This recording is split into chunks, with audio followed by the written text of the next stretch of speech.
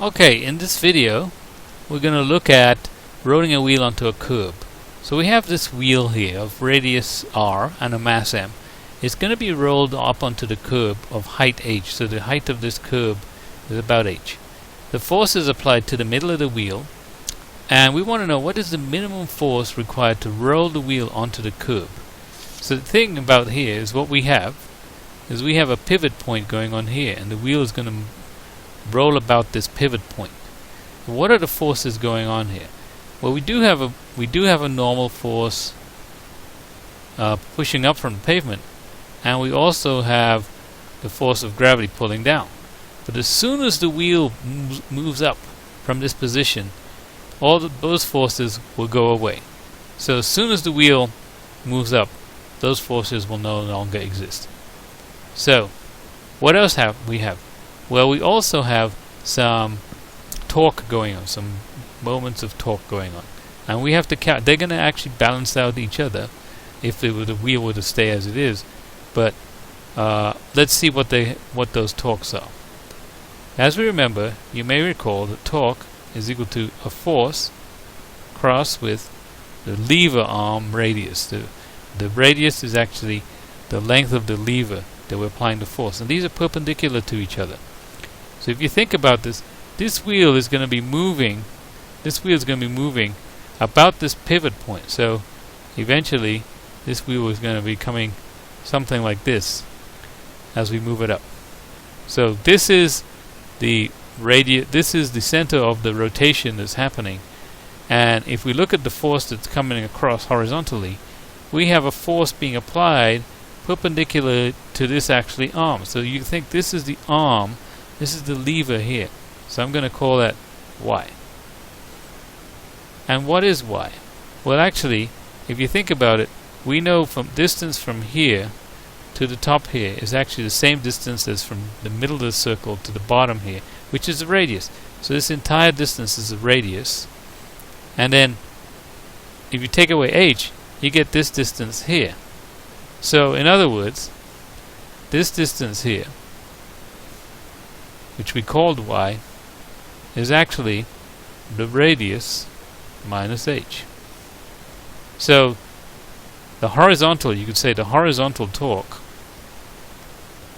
is equal to F, that force, that times r minus h.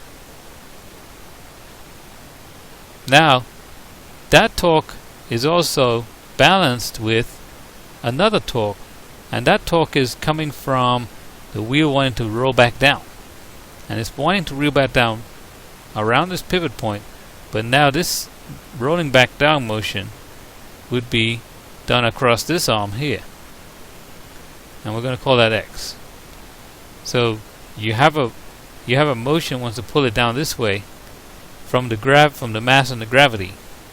So this is x, is the arm of rotation for this m times g. So what is x going to be? Well, if we look at this triangle, we actually have a right triangle here. We have a right triangle right here. And I want to know what x is.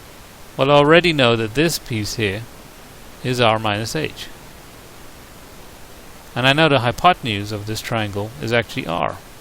So therefore x is equal to the square root of r squared, which is the hypotenuse, minus r minus h squared. Now that can simplify. If you square out the r minus h and so on, that simplifies to the square root of 2rh minus h squared. So that's the length of the lever x. So x is a lever, and gravity is acting on that lever. So the vertical component, the vertical torque, you could say, is equal to mg times the square root of 2rh minus h squared.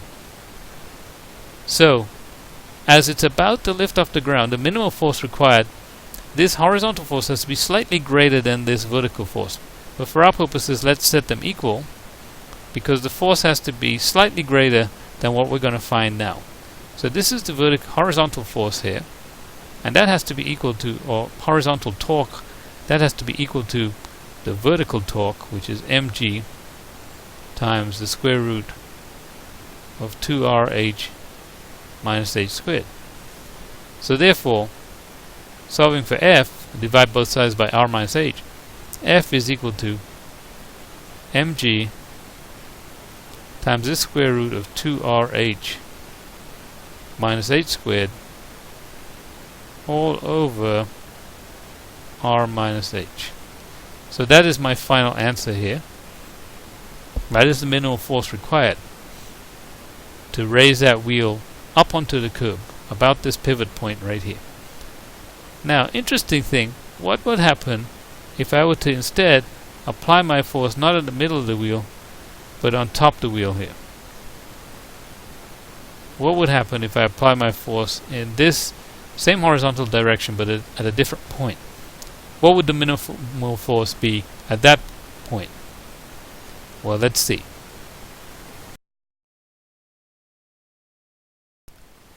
So last time we saw that the force needed to push this wheel onto the curb, the minimum force if you're pushing it the middle of the wheel, is mg times the square root of 2rh minus h squared over r minus h. And we got that by equating the two torques that were working on this wheel. We had the torque of the force pushing against this distance here, r minus h, and we had the torque pulling down on this lever here, which we call x, which was the square root of 2rh minus h squared. So the next question is now, what if we push at the top? What is the force required now? So let's take this off. If I'm pushing at the top, so what's going to change? Well, the horizontal for the torque pushing down is still going to be, the vertical torque that is, on this lever x is still going to be mg times the square root of 2rh minus h squared. But the horizontal torque now is going to change. So what is that going to change to? So let's erase this here and see what is that going to change to, that horizontal torque. So now the lever that torque is being applied to is this tall. Is actually, we're pushing right against this lever. Here's the axis of the torque. So we're pushing against this lever, and we're pushing at force F. So the horizontal torque is still F times something. But what is it times? Well, it's times this length of this lever. And that length of that lever is the same as the length of this here, right up to the top of the circle. And we know this piece from the middle of the circle to here is r minus h, and this piece from the middle of the circle to the top is r. So therefore, the total length of this is no longer this thing here. The total length of this lever now is 2r. r plus r minus h. 2r minus h. And so my horizontal torque is F times 2r minus h. And we equate those two, so F times 2r minus h is equal to mg times the square root of rh minus h squared. And we solve for F, so we get F is equal to mg times the square root of 2rh minus h squared. Just like before, the numerator is the same, except now you're dividing by a slightly larger denominator, 2r minus h, not just r minus h. And so this is the force needed to push the wheel onto the curb if you're pushing at the top. And this is going to be less than the previous force that we found. And why is it less than this previous force? Because we're dividing here by a bigger number, 2r minus h, as opposed to this number, r minus h. So this force that's required if you're pushing at the top is less than if you're pushing at the middle of the wheel. So there you have it. That's the force required to move the wheel onto the curb.